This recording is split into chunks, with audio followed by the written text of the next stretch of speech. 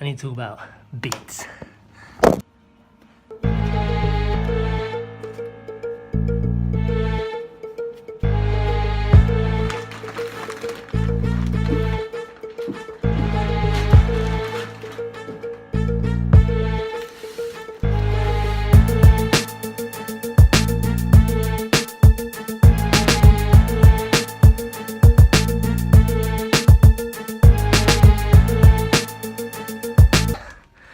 I'm selling beats.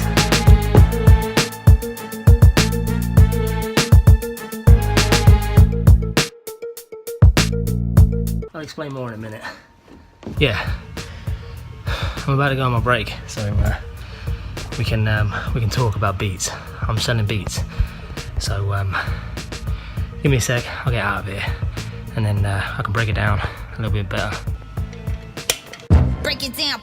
Break it. So, a couple of my friends, they heard a few of my beats and they were like, you know, you should do more, like you should make more beats.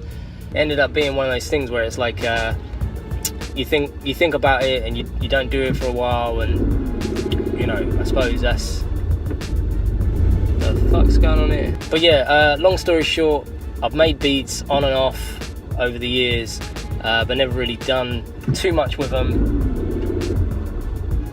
because I kind of like the lack of responsibility that comes with, you know, using someone else's beat. I like the freedom. I don't like knowing how everything was engineered, because it sort of like takes away from the creativity of writing. I don't know if that makes any sense, but that's kind of how my weird brain works. If I know how everything was engineered and programmed, I think too much about it, and I don't know, it just becomes a bit harder to write to, I guess. On the flip side of it, it's good because if you've produced everything, you can take things out. I want the snare to come out here, or I want this bit, I only want the snares, and I don't want any kicks, you know, or things like that. As I said, beginning of this year, I decided to start making my own beats professionally, with more of an aim, and kind of ignore that sort of like writer's block to it. I've got a whole gang of beats that I made specifically for me, and then I've got a whole bunch of beats. I've got beats that I don't think I'd sound good on, but I know that someone else will sound good on it. Some of these beats, they're not even my style, they're nothing that I would use personally for a project, but to me they sound good. They sound good enough for someone else to like go in on.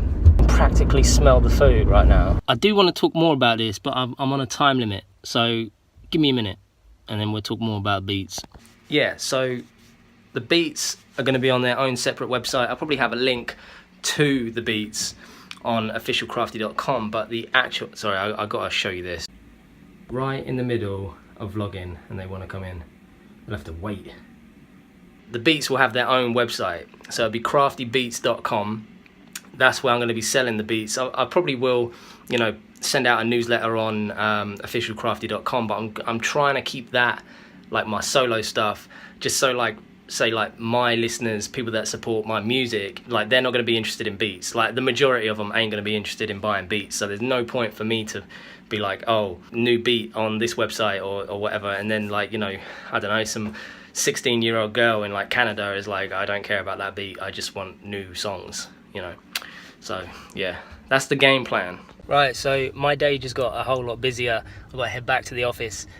I'll resume this beats talk at the end of the day. All right, well, that's the day done, pretty much. I'm finished. So now I can actually talk properly without being on a bit of a time limit. I wanted to talk about the beats that I've been making. So first up, I got beats for myself, Secondly, I got beats for you. I'll be selling beats on a separate website. I think I mentioned that earlier. Like I said before, I've been making beats on and off since about age 12. I got some super whack beats in the stash, which I won't be selling. My main point is that, like, at the beginning of this year, 2018, however you want to pronounce it, I started taking producing a bit more seriously.